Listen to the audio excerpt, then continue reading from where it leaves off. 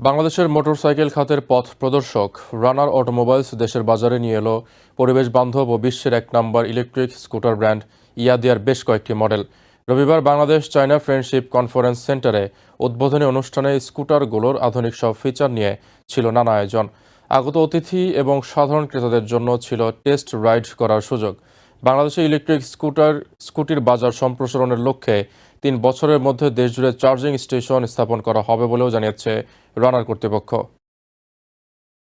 একটা ব্যাটারির ক্যাপাসিটি আছে যে আপনি ব্যাটারিটা চার্জ করার পর এটা কতক্ষণ চার্জ থাকবে, কত কিলোমিটার রান করবে।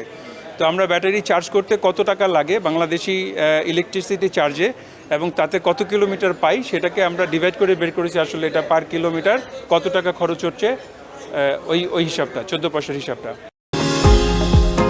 নিউ ইয়র্ক থেকে সম্প্রচারিত TVN 24 টেলিভিশন বিশ্বজুড়ে বাঙালির কণ্ঠস্বর।